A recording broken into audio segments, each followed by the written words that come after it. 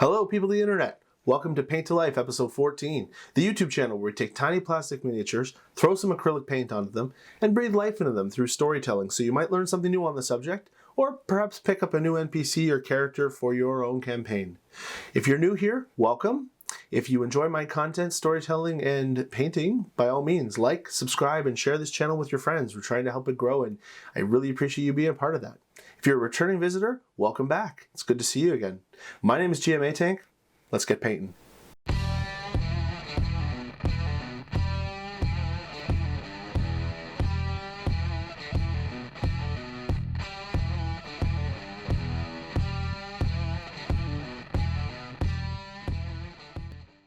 Okay, last week we painted a Bahir, and we learned the story of Lothar the Obedient. If you missed it, check it out. There's a link up there if your device supports it. Great episode. This week we're back to dragons. We're actually down to 4 left of all 10. The bronze dragon, the red dragon, the silver dragon, and today, the blue dragon. And I've got a really big surprise planned for the end. Now, the blue dragon is the second most powerful of the chromatic dragons behind the red. They are vain and extremely territorial. They have a very highly developed sense of order and law. They prefer hot, arid, sandy areas, potentially badlands, or they can be found in hot steppes. And they're called blue, but their colors vary from an iridescent azure to a deep indigo. And they're very radiant in color as their scales are almost polished by the blowing sand of these desolate places where they live, leaving their scales extremely smooth and beautiful. Now, a blue dragon is very noticeable by its frilled-like big ears. They also have a massive horn atop a short, blunt head. Now, this horn is a giant spike which has a little teeny spike afterwards, and there are clusters of blade-like scales under their chin as well as teeny little hornlets on their face. The dragon's tail is thick and flat, earning them the beloved nickname Thick Boys. I might have just made that up, but you know what? It's kind of trending right now, so let's just go with it. That's thick with 3 C's. Now, these blue dragons are dedicated carnivores, and they love to eat herd animals, such as camels in the desert. And what they'll do is they'll round up a bunch of them, they'll fry them all with their lightning breath, like a barbecue, and then eat the cooked meat. Did I not mention the lightning breath? Now, typically the oldest or most powerful blue dragon acts as an overlord to all the dragons living in the same area.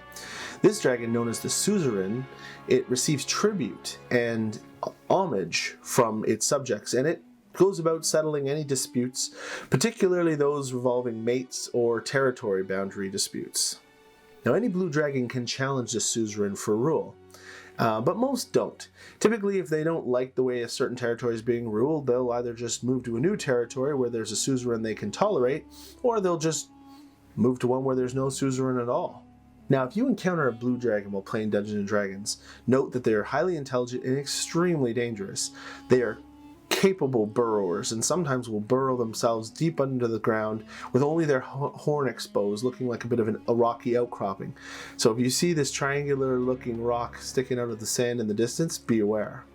Also, when dealing with intelligent prey such as yourself, they tend to use mimicry and ventriloquism as well as illusion magic to confuse and divide groups before attacking and closing in on the kill.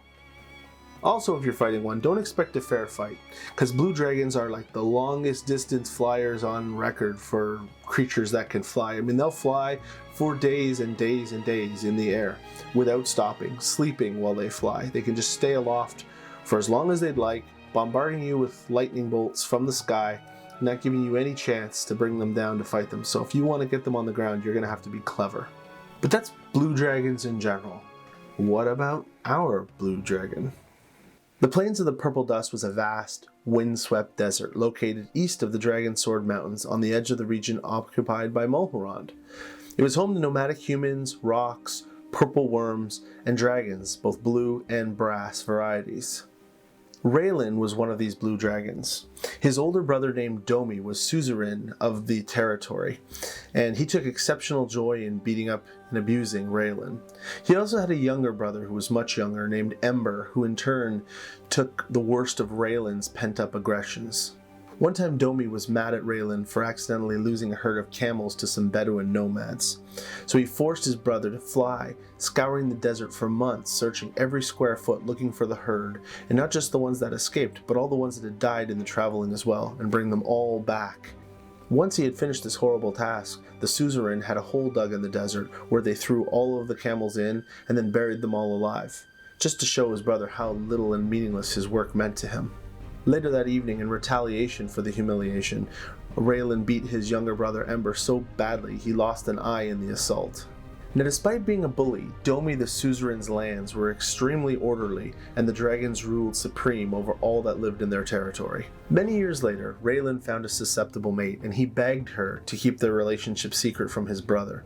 But she found that was dishonorable, and she insisted that they tell the Suzerain about their intent to mate. The great blue dragon, sensing his brother's attempt at hiding such a thing, commanded that her first eggs laid must be sired by him before Raelyn would have a chance at them. Unless you disagree, brother, and wish to challenge me in combat for that honor. Now Raelyn knew he was no match for his older brother, so he was afraid to do so, and he didn't. And upon seeing this, his mate sort of got disgusted and agreed to the Suzerain's terms, and therefore mated with him. Now this drove Raelyn away from the territory for good, and on his way he saw his younger brother Ember one more time and savagely attacked the young wormling and tore at his wing membrane so badly that it never fully recovered or never fully healed. Now all of the deserts in Malharan were led by dragons much stronger than he, and he knew this. So Raelyn would have to make his own territory, and he came up with somewhat of an ingenious way how. See, the plains of the purple dust were so called because of the small granules of purple dust that was magical found amidst all the sand. And there were also these purple arcane towers that dotted the landscape. Raelyn knew of one in particular, and the wizard that lived there. So he went and had an audience, and when the wizard came to see him, Raelyn said that his brother, Suzerain Domi, wished to see the wizard, so the wizard departed from his tower. Raelyn went in, and the wizard had kind of kept a magical zoo of different creatures inside his tower, and Raelyn swiped one of them. The creature was a Faerûn, also known as a magical grub. It's a malevolent and highly intelligent aberration that was a natural spellcaster. Now when he grabbed this creature, it was very rare, one of the last of its kind, and he started to fly. He flew for weeks without stopping, to the northwest, constantly flying, until finally he landed in a forested territory. There was evidence of a green dragon nearby, but that didn't matter, as the mere presence of him being a blue dragon would displace that green. He let the Faerûn go, and told him to wake him should he ever need his protection. He then burrowed into the dirt of the forest, leaving his horn exposed to the air, and planned to hibernate for a few years while the Faerûn did its job and his plan would come to fruition. Now 100 years had passed before Raelyn woke from his deep hibernation. When he dug himself out of his hole, his body had been weakened and atrophied from his long slumber, but what he saw was amazing. Nothing but flat, dried up, desolate wastes for as far as his eye could see. You see, a Faerûn's innate spellcasting ability has a pretty terrible side effect, and that it draws all of the moisture in within a certain radius every time a spell is cast. And when left unchecked, these creatures can destroy entire ecosystems. Raelyn had terraformed himself a desert. There were no signs of life anywhere, and he could barely contain his excitement as he took to the air, flew straight up, and unleashed a bolt of electricity from his mouth, as now, finally, he could be the suzerain he was always destined to be. Meanwhile, miles away in the distance, a large shadow moved, and quickly began to close the distance between him and the sky. Raelyn's heart sank as his eyes picked up the details of another dragon. It couldn't be Domi. He had flown way too far away. It might be a red dragon, but the territory wouldn't make sense. Why would the dragon want anything to do with this desert waste? No matter. He made this desert, and whatever that creature is that calls it home, the only honorable thing to do would be to accept Raelyn as the suzerain in this territory that he created. When the other dragon arrived, it towered over top of him. Scar across its face, hole in an eye socket where an eye once was, tattered wing membrane. This dragon was his brother Ember, and 100 years of active life had made him much more powerful and larger than his older brother.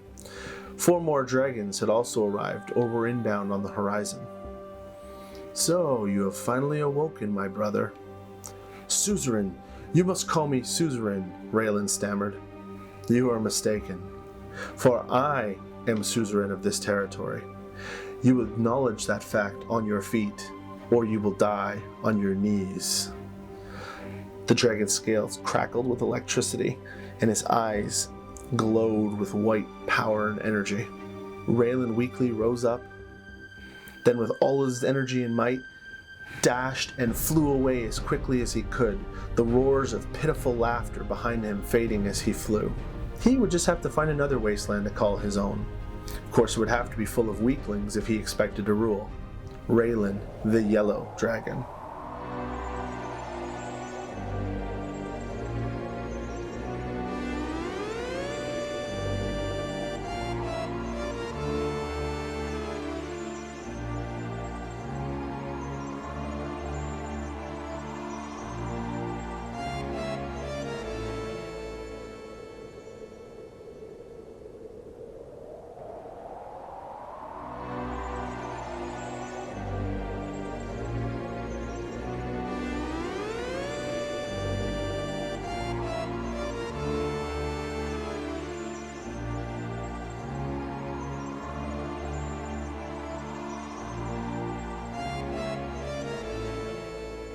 So, what did you think of the story of Raelyn, the Yellow Dragon? There's a moral in this story, and that is, no matter how much you are bullied, you should think deep and hard on whether or not you are somebody else's bully. Here he is, for the shelf. Thank you for tuning in this week. Again, if it's your first time here, I hope you enjoyed the content, and we'll see you again next week. I release content videos every Saturday, and the painting video, which runs in this corner during the video, can be found released on the Tuesday if you want to watch that with my commentary about how I painted the specific model of that week. Also, painting miniatures is a great hobby. If you've never tried it, I strongly suggest you do. Check out your friendly local gaming store in your town. Everyone's opening back up now after quarantine is lifted. You can get yourself some brushes, paints relatively inexpensively, and some models to get started with. It's a lot of fun, and even if you hold yourself to such a high standard you're never happy with what you have, I promise, once you throw a coat of paint on something, you've really brought it to life in a way that it just doesn't have justice sitting there in an unpainted form on your floor. If you've never been, you can go to painttolife.com, where you can find my Instagram page, where I update a work in progress Wednesday picture halfway through the week, where you can kind of see what I'm working on for Saturday's episode. I also have a mediocre blog there that I might update more, and you can also find my YouTube channels there as well. So again, thank you very much for coming. I am Atank, and wash your hands, people. We'll see you next time.